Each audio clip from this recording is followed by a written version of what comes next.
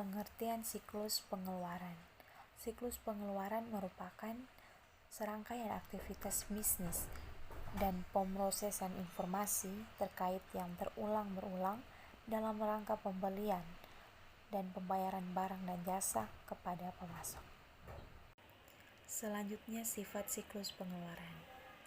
Nah, siklus pengeluaran dimulai dengan adanya permintaan pembelian dari berbagai fungsi dan departemen yang ada dalam perusahaan dan diakhiri dengan pembayaran atas pembelian. Tujuan audit.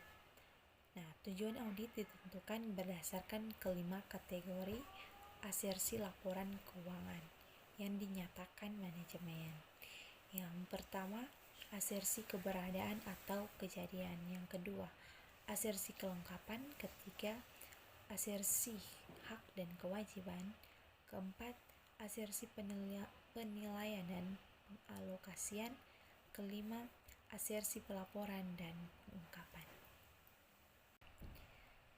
Selanjutnya, materialisasi. Kesalahan dalam membedakan pengeluaran untuk aktiva dan pengeluaran sebagai biaya akan menyebabkan laporan keuangan salah saji material. Nah, auditor harus berusaha mencapai tingkat risiko yang lebih mudah karena transaksi dalam siklus pengeluaran yang merupakan sumber salah saji material dalam laporan keuangan.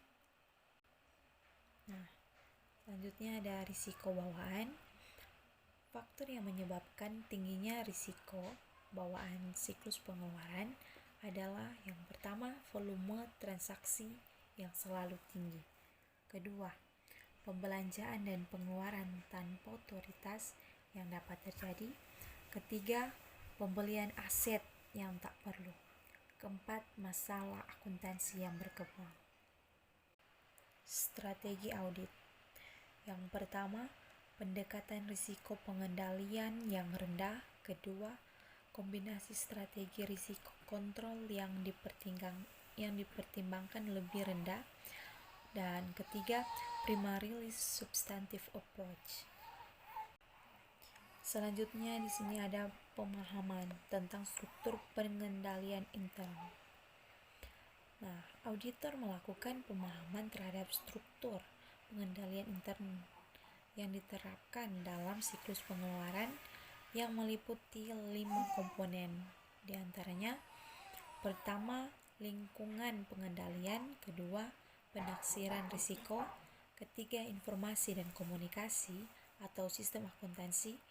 Keempat, pemantauan. Dan kelima, aktivitas pengendalian. Pertimbangan aktivitas pengendalian transaksi pembelian. Nah, aktivitas pembelian yang relevan dengan audit atas transaksi pengeluaran kas dapat digolongkan menjadi beberapa kebijakan dan prosedur yang berkaitan dengan pertama, review kinerja. Kedua, pengolahan informasi. Ketiga, pengendalian fisik. Dan keempat, pemisahan tugas. Nah, di sini ada penetapan risiko pengendalian. Nah, pengujian pengendalian dapat menghasilkan bukti mengenai efektivitas rancangan dan operasi pengendalian dalam transaksi pembelian. Bukti tersebut kemudian digunakan untuk menetapkan risiko pengendalian untuk setiap asersi yang signifikan yang terkait dengan pembelian. Selanjutnya, pengujian pengendalian. Prosedur pengujian pengendalian yang dapat diterapkan untuk siklus pengeluaran dibedakan atas 2. Yang pertama, pengujian pengendalian pembelian.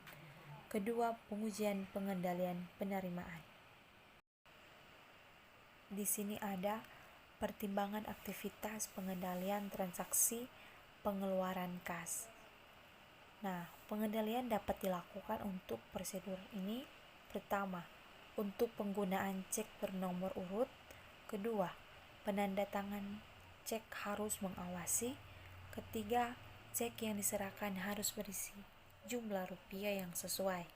Keempat, pengecekan independen terhadap persetujuan total cek yang dikeluarkan. Kelima, voucher dan dokumen pendukungnya dicap. Keenam, penandatanganan cek yang berwenang. Ketujuh, pengecekan independen atas ketepatan. Dan terakhir, pelaksanaan rekonsiliasi bank secara independen. Penetapan risiko pengendalian. Penetapan risiko pengendalian ini menggunakan bukti efektivitas, rancangan, dan operasi pengendalian dalam transaksi pengeluaran kas untuk setiap asersi. Selanjutnya ada pengujian substantif saldo aktiva tetap. Pertama, melakukan prosedur inisial untuk saldo aktiva tetap. Kedua, melakukan prosedur analitis. Ketiga, mengusut penambahan aktiva tetap pada dokumen pendukung. Keempat, mengusut pelepasan aktiva tetap dokumen pendukung.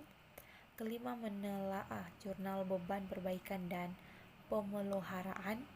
Keenam, inspeksi aktiva tetap. Ketujuh, penguji titel dokumen dan kontrak. Kedelapan, menelaah alokasi untuk depresiasi. Dan kesembilan, membandingkan penyajian dan pengungkapan dengan GAAP atau PAB.